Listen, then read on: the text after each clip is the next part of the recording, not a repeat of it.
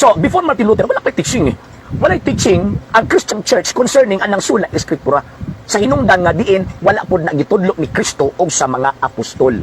Never gilitok ni Kristo nga sula Eskriptura ta, kung di mabasa di tinuod. Never gitudlo sa mga apostol nga sula Eskriptura ta, kung di mabasa di tinuod. Ang gitudlo ni Ginoong Kristo, tudloi sila sa tanan nga akong gisugo ninyo. Wala mo si Ginoong Kristo nga pabasaha sila sa tanan nga akong gitudlo ninyo. No, way sugo si Kristo nga pagsulat mo. Ang gingon ni Ginoong Kristo, tudloi sila sa tanan nga akong gisugo ninyo. So actually, dili man problema ang naay libro. Ang point ang kung wala ka nag-focus sa libro, wala ka nag-focus sa teacher nga mo ay responsable nagpagawas, ni anang maong gitawag og libro ha.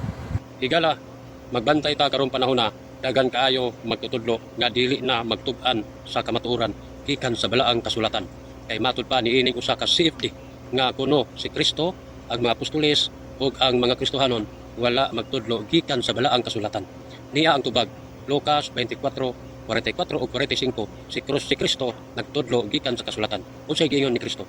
Kinahanglan ang tanang naisulat matuman pinagi ng Moises sa mga patriarka sa mga salmo. Ikaduha, Mateo 4:7. Si Kristo gitintal ni Satanas, iyang gigamit ang kasulatan nga nahisulat na. Ang mga apostoles, unsay giingon ni Pablo? Roma 15:4. Kinahanglan ang naisulat sa kasulatan matuman dinhi kanato. Ikatulo, ang mga Kristohanon nagtuon ba sa kasulatan, nagtudlo ba? Mabasa sa Buhat kapitulo 17 bersikulo 11. Matag adlaw nagsusi sila o nagtuon sa kasulatan dili sa mga tradisyon nga imbento karong panahon.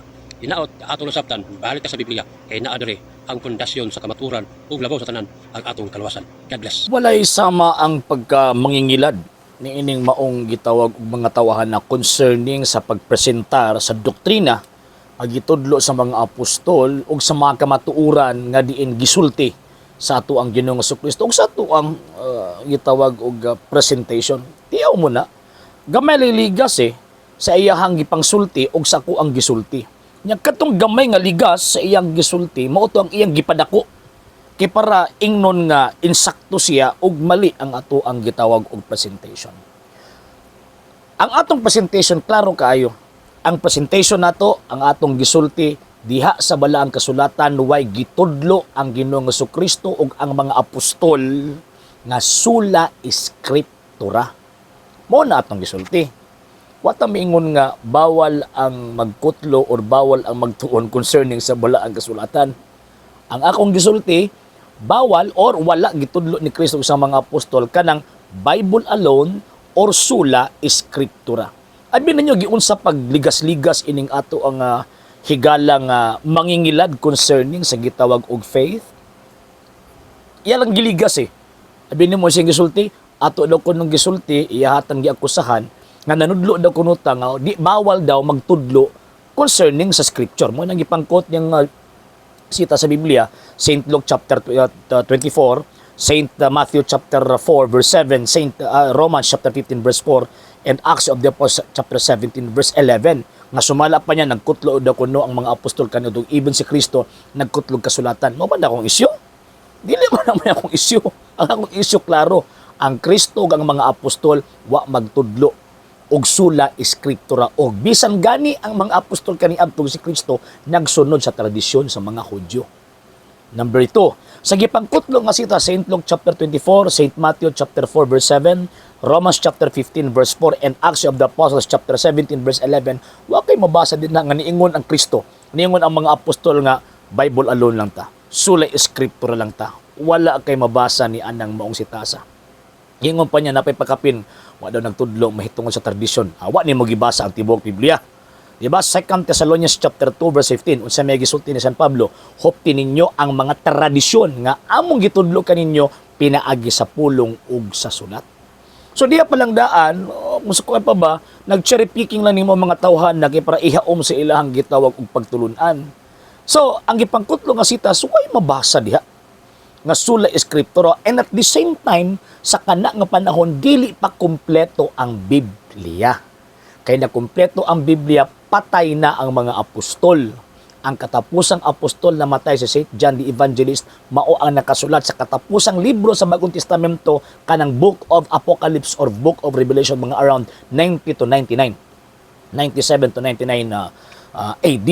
So, makita nato nga kanang scripture nga gisgutan sa Kristo, St. Luke, kanang sa St. Matthew chapter 4, kanang sa Romans chapter 15 verse 4, ug kanang sa Acts of the Apostles chapter 17 verse 11 kay gikutlo aning ato ang higala nga mangingilad concerning sa gitawag og pagtuo. Old Testament pa na, wa pay labot ang New Testament diha. So unsa man pag-connect or pagdigar sa akong gisulti nga about sola eskriptura nga wa gitudo ni Kristo? Wala eh. So ilang yung kini mo ba nga mangingilad ba? Mangingilad in the sense ba nga naidagdag na ibawas sa iyang gireaksyonan pagkahuman iyang i-present ang iyaha, unya ipakaon niya sa tuwa. Oh. Dako kay ni mga mangingilad di mga tawana sa pait na gyud kay mangilad na lang man. Di na lang man mosulti og tawag inang tinuod, dapat mosulti mo tinuod kung iya gyud mos Ginoo, mosulti mo tinuod. Tanawag karon no, akong gisulti about sola eskriptura ang inyong gipamulong. Nagtudlo daw kuno ko nga bawal ang magkutlog scripture. Yabag. Yabag. And ikatulong nga punto, ang yawa mo pa na ginabuhat si Yawa eh.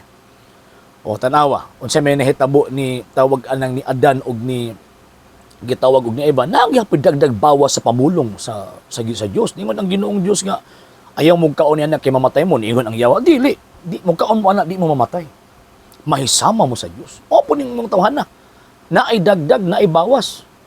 Gibawasan niya kong gisulti, ang akong puntos about sola eskriptura, giwala niyang sola eskriptura, ang iyang gidugang, ingon daw kuno ko nga bawal daw magtudlo kung sina scripture. So dagdag, bawas, gibawasan akong yung mga sola eskriptura, wa niya gilito ang sola eskriptura. Nanong wa man niya gilito ang sola eskriptura kay mahadlok sila, mapangka sa ilang butbut ug sa ilahang gitawag og bakak. Sa mga setas nga iyang gipangkutlo, dili na mulaban nila. Na nagtudlo ang mga apostol concerning sola eskriptura. No sir, no ma'am. And nagkatawa ko kay the more nga magtudlo ning mga tawhana magnigar sa ato ang mga argumento, the more na hinuon nga magkahayag ang mga bakak nga ilang gipanudlo sa social media. Og pinaagi ni ana, mabantayan nato nga ay kini bakak ko ning mong tawhana. And kabalubiyata nga ang amahan sa bakak mao ang Yawa. So mo ni mga tawhana sa ilang pagpabakak ingon pa ng San Pablo ang mugawa sa ilang bakba daw las bitin. Unya ang baho silang bakba daw baho sa binuksang lubnganan. Ngano man kini mga tawhana mga bakakon mangingilad concerning sa gitawag og pagtuo. Man na magbantay ta. Gamay na ligas no. Ingon ko sola eskriptura ang iyang gisulti nagtudlo daw kuno ko nga bawal kuno ang pagkutlo or pagtuon may tungod sa kasulatan. Mangingilad. Sa hindi pa po nakapag-follow sa mga pages po natin, i-follow nyo po yung mga pages po natin, RJ Horolanciano II, TV Apolia Punto Argumento page, Kuya Apologies TV page, and RJ's Vlog 2022. And pwede rin po kayo mag-send po dyan ng Facebook stars. And also, sa ating po mga channels, sa hindi po nakapag-subscribe, i-subscribe po ninyo yung mga channels natin, The Lay Catholic, Apologies International Official, RJ Sano II TV, Kuya Apologies TV, and Barrio Kawayan Religious Forum. And pwede rin po kayo mag-send po dyan ng super sticker, super chats, and super thanks. And maraming salamat po sa mga kapatid at mga Katoliko na always pong tumutulong sa programa po natin. Maraming salamat po. Nang dahil po sa tulong at suporta po ninyo, ang programa pong ito, until now, andito pa rin po sa social media. And until now din po, nangangailangan pa rin po tayo sa tulong at suporta po ninyo dahil wala po kami magagawa rito mga sir, mga ma'am, kung wala po yung tulong at suporta po ninyo. Sa gusto pong tumulong, sa gusto pong sumuporta, pwede po ninyong ipadala ang tulong at suporta po ninyo sa pamamagitan po ng ating mga account numbers dyan po sa ating pong screen. And pwede niyo po kaming i-message sa ating pong page kung via remittance po yung papadala po ninyo. Maraming salamat po in advance.